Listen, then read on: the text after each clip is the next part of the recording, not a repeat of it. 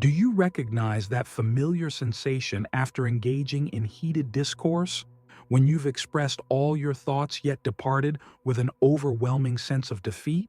Can you recall that tightening sensation in your chest, as though each uttered phrase had somehow diminished your inner fortitude? Maybe you find yourself among individuals who communicate with excessive volume, who cut others off mid-sentence, who ridicule and control spaces through hubris, masquerading as self-assurance. And perhaps, in your core, you've convinced yourself that remaining quiet represented cowardice, that failing to stand your ground meant capitulation, that choosing not to engage equated to failure.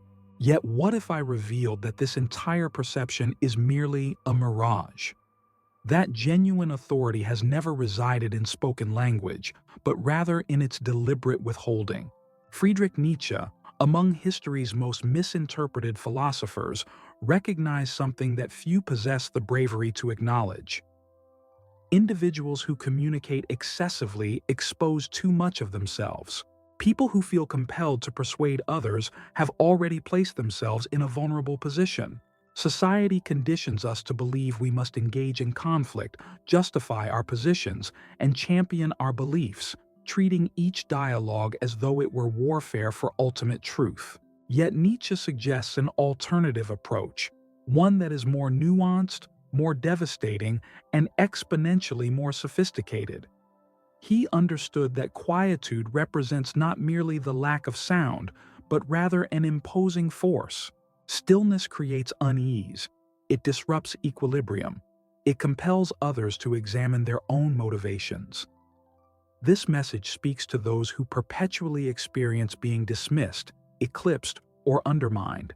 To those who exit discussion sensing that nobody truly comprehended your intended meaning. To those exhausted from serving as the convenient scapegoat, the agreeable person, the one attempting to maintain harmony while others exploit your tranquility. You may have mistaken your quietude for capitulation, but I will demonstrate that silence can become your most formidable tool and that authentic triumph emerges not from prevailing in disputes, but from never requiring participation in them. Prepare to perceive quietude through fresh eyes, not as lacking a response, but as the ultimate response. We shall explore Nietzsche's philosophy and uncover methods to command any circumstance without uttering even one word. What drives this compulsive urge to reply, to contradict, to rectify, to demonstrate our correctness? The answer lies in our deep-seated programming that convinces us truth requires fierce protection, that our silence grants victory to our opponents. Yet Nietzsche recognized this pattern as evidence of our most profound frailty, the terror of seeming vulnerable. Beneath this terror dwells the self, a brittle identity incapable of withstanding scrutiny, one that mistakes opposition for assault and transforms every dialogue into combat. According to Nietzsche, the majority approach debate not to discover truth, but to acquire dominance. Their goal is to reinforce convictions, not from confidence in their validity, but because any wavering brings total collapse. In this context, debate becomes not an instrument of enlightenment, but protective gear, an urgent plea from the self to preserve narrative authority. What are the implications? Simply this. The moment you feel driven to defend yourself, to validate your stance, you have joined their contest and been defeated. For the very compulsion to rationalize your position reveals your continued enslavement to the hunger for acceptance, recognition, comprehension. Nietzsche termed this phenomenon herd mentality. This describes those who exist beneath others' judgments, who desire to appear virtuous, accurate, righteous. Yet this pursuit of endorsement is precisely what maintains your vulnerability. Genuine power, Nietzsche argued, resides not in persuading others, but in requiring no such persuasion. It means maintaining your perspective despite mockery, condemnation, or dismissal. It means enduring misinterpretation while staying unshaken. His proposal presents a form of strength unmeasured by rhetorical triumphs, but by inner command.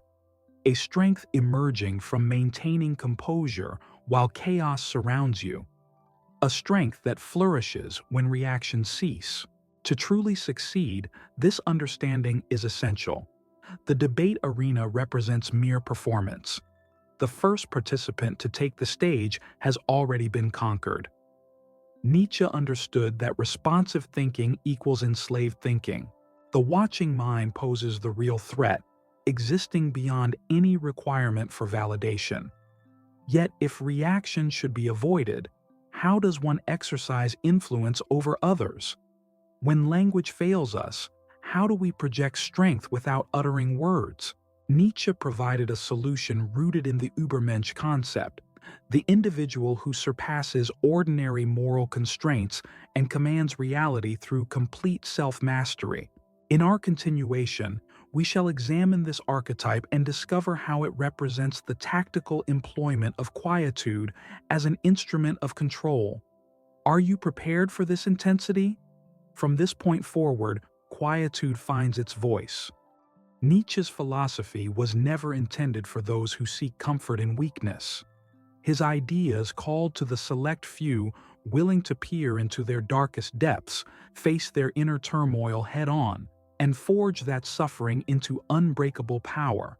In his view, ordinary humanity remains imprisoned within social expectations, moral constraints, and an insatiable hunger for external validation. Yet there emerges a different category of individual, scarce, formidable, and utterly autonomous. This Übermensch, or superior being, refuses to merely respond to external circumstances. Instead, he molds reality according to his own vision. What strikes most profoundly is how this transformation often unfolds without fanfare or declaration. The superior being feels no compulsion to triumph in arguments or participate in shallow emotional manipulations.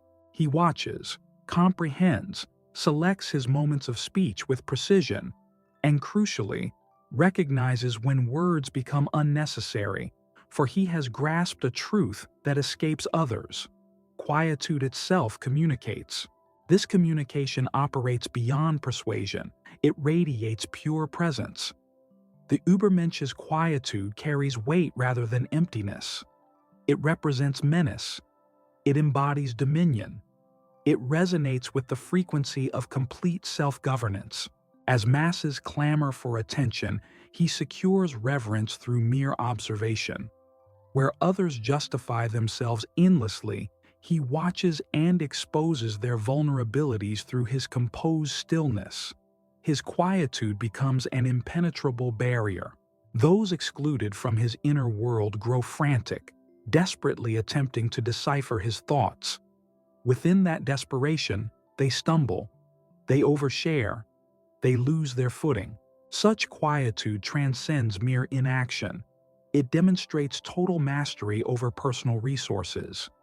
It represents calculated conservation. The superior being recognizes that each utterance reveals strategy. Every emotional display exposes vulnerability. Therefore, he maintains his reserve, not from lack of insight, but from having surpassed the compulsion to justify himself to others. His very existence communicates volumes, and beyond that, it unnerves, because his silence compels others toward introspection, forcing them to confront their internal chaos. Within a culture of constant noise, those who have conquered silence reign supreme. Nietzsche envisioned the Übermensch as architect of personal principles, personal boundaries, personal ethics. He requires no external approval, which explains why he inspires terror. Nothing undermines social order more completely than someone immune to manipulation through shame, anxiety, or the craving for belonging. His silence serves as armor against such psychological weapons. When he finally speaks, his words possess the power to reshape civilizations. This phenomenon raises a fundamental inquiry. What renders silence so deeply disturbing to others? Why do countless individuals experience threat when someone merely refuses to engage reactively? What psychological processes unfold when anticipated conflict gives way to profound, unsettling emptiness? Psychology holds the key to this mystery, which forms the foundation of our upcoming exploration. To truly grasp silence's formidable influence, we must first examine the mental turmoil it creates within those who encounter it. Trust me when I say this phenomenon runs far deeper than surface appearances suggest. Silence transcends mere sound's absence. It becomes a reflecting surface. What this reflection reveals proves too overwhelming for most to endure. Your decision to withhold reaction accomplishes more than personal restraint. You compel others to listen exclusively to their internal dialogue, forcing them to face their reasoning without external opposition's safety net. This creates profound instability. Most individuals don't communicate for self-expression. They speak defensively, seeking self-persuasion while concealing the void between their words and authentic identity. Your sustained quiet strips away their protective facade. Research in social psychology demonstrates that confrontational silence registers as criticism in people's minds. Your intention to simply observe becomes irrelevant. Speakers experience vulnerability and doubt immediately. What drives this response? Without your feedback or emotional display, they surrender narrative dominance. Human cognition shifts into heightened vigilance mode. Fear and anxiety centers, specifically the amygdala, become activated. Individuals begin attributing their personal insecurities to your intentions. Is this person evaluating me critically? Have they detected my uncertainties? Can they see through my pretense? Within this mental combat zone, silence operates as an unseen weapon. It wounds invisibly, while its impact resonates universally. Nietzsche understood this dynamic long before contemporary psychology validated his insights. He believed ordinary people exist as prisoners of their immediate responses. They move impulsively, respond from ego, and vocalize from abandonment anxiety. The enlightened individual, one who achieves self-mastery, chooses quietude. They recognize that each spoken word becomes ammunition for adversaries. Every emotional outburst serves as an unconscious signal revealing vulnerability points. Furthermore, silence produces particularly destructive consequences for those who manipulate others. Those who feed on manipulating others' emotions require constant feedback to maintain their dominance. By refusing to engage, you shatter their system. The controller becomes frantic. Your emotional response feeds their sense of superiority. Strip that away and they crumble. They expose themselves. They display the fragility they've desperately concealed. Yet beneath this lies something more profound. Quietude awakens buried wounds. It stirs memories of dismissal, desertion, and shame. As the aggressor suddenly grasps they are no longer central, that their rhetoric carries no weight, that their existence creates no ripple. For the self-absorbed mind, this realization becomes unbearable. Therefore, choosing quietude means more than self-protection. You strike at their most vulnerable core, dismantling their constructed reality. This explains why remaining silent demands courage. It creates discomfort not only in them, but within yourself. It challenges every learned response. It fights against the urge to defend, to clarify, to vindicate your position.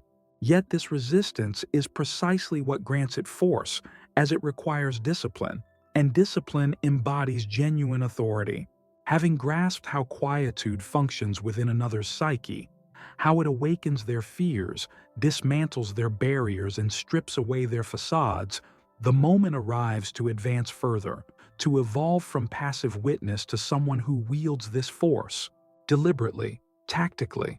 In what follows, you will uncover precisely how to convert silence into a deliberate instrument, how to prevail in any confrontation without uttering a sound. Once you master this ability, no one will hold power over you again. The moment has arrived to move beyond simply grasping silence's potential and begin wielding it. For understanding without application remains hollow speculation. Going forward, you will master the art of transforming your quietude into a surgical tool, no longer merely protective armor, but a keen edge, prepared to slice through others' pretenses exactly when they feel most secure. The initial move is straightforward yet merciless. Remain quiet when every fiber demands a retort.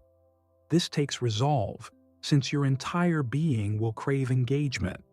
It will demand vindication. It will insist on proving its correctness. Yet that urge destroys you. Each surrender reveals your continued submission to others' influence, that their opinions still matter to you, that you remain trapped in their contest.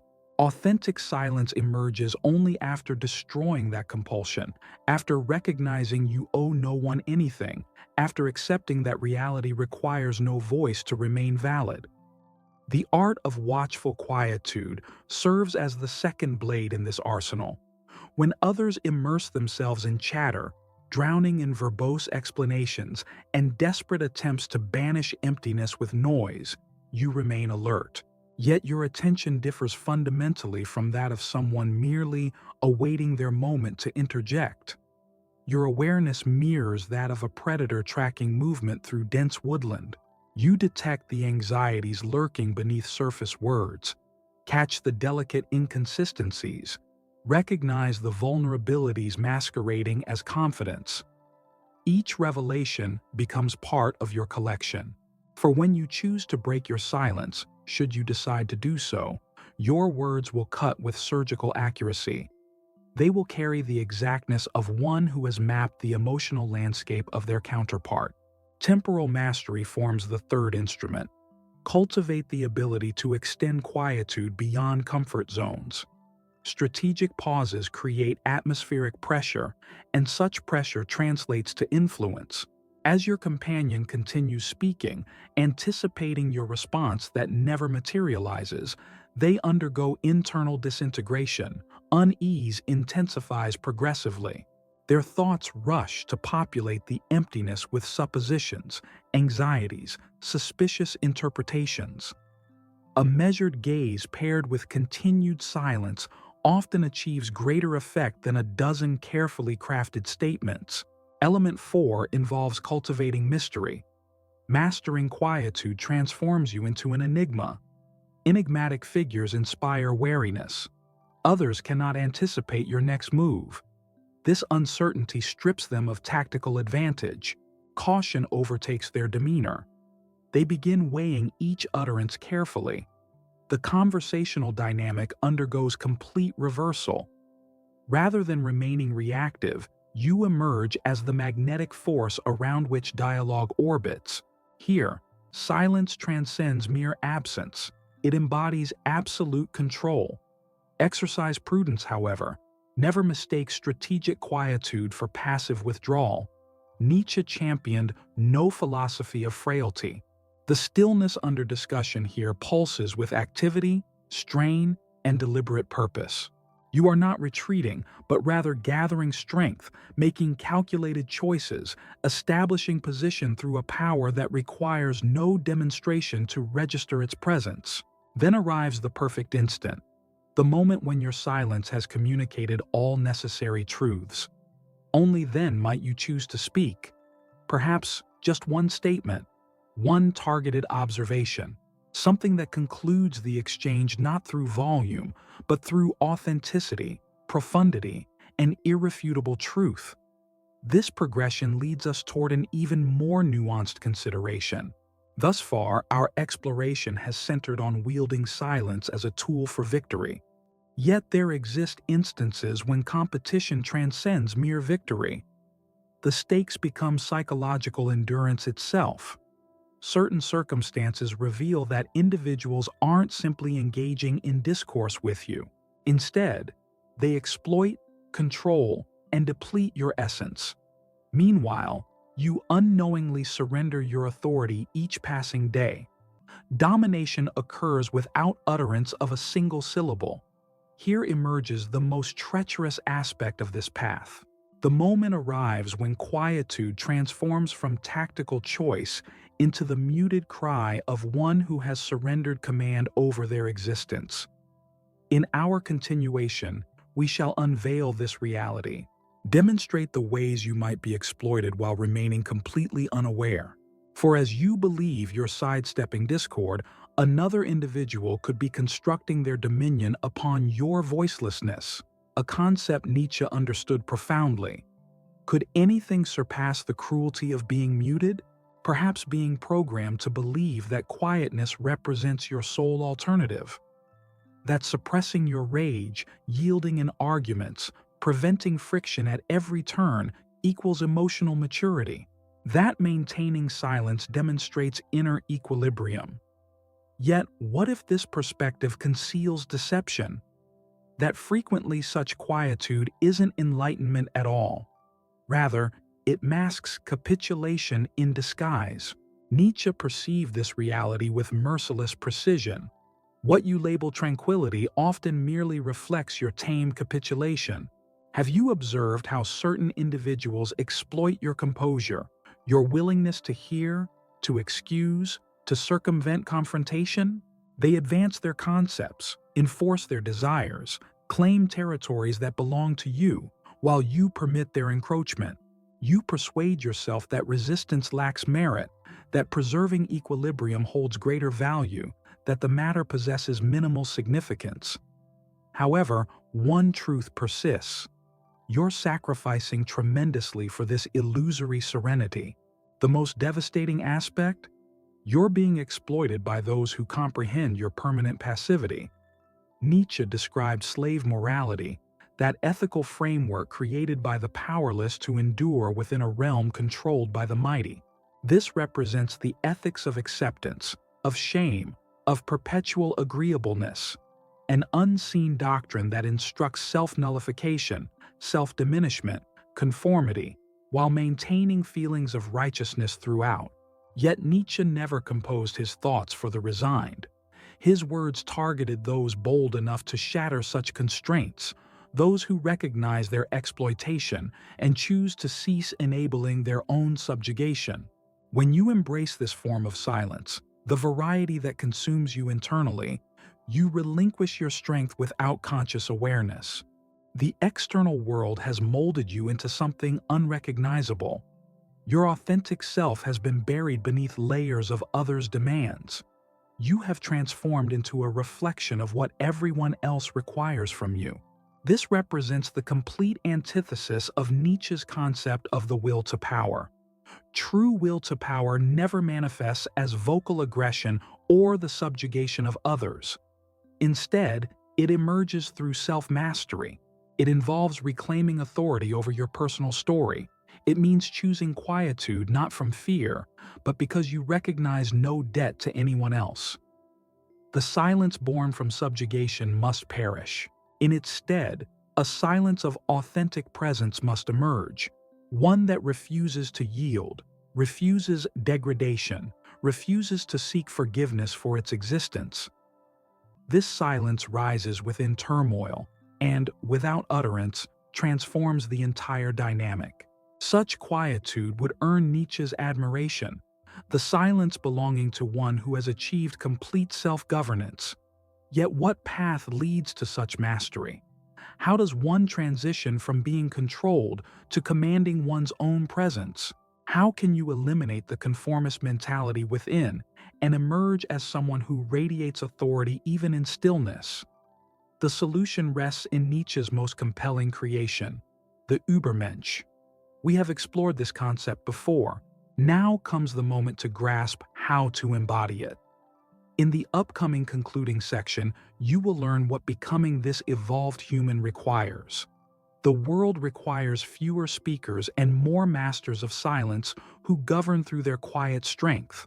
We have arrived at the culmination. Now you must comprehend this truth with absolute precision.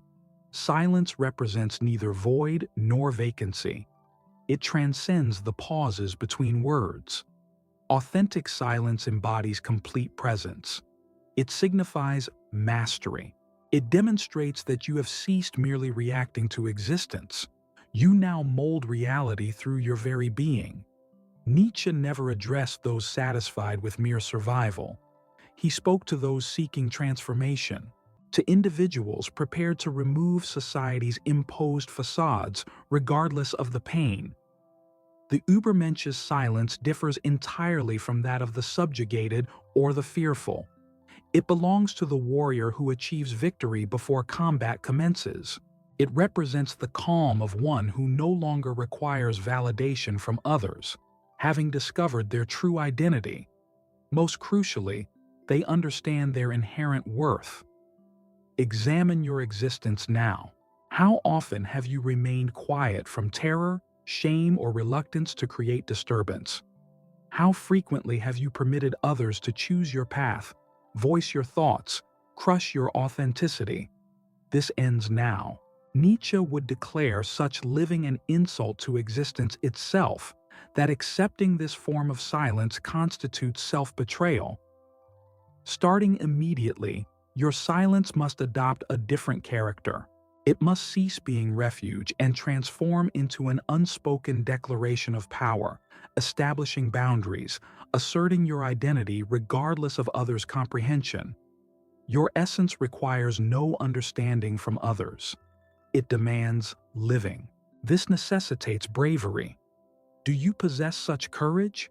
Share your thoughts below. I embrace the silence that earns reverence, not merely to confirm your completion of this journey, but to allow you to declare this decision publicly, this dedication to yourself. Words possess strength, even when addressing quietude. Do not conclude here. The following content proves vital. It will build upon today's insights and elevate your understanding further. View it for your own growth.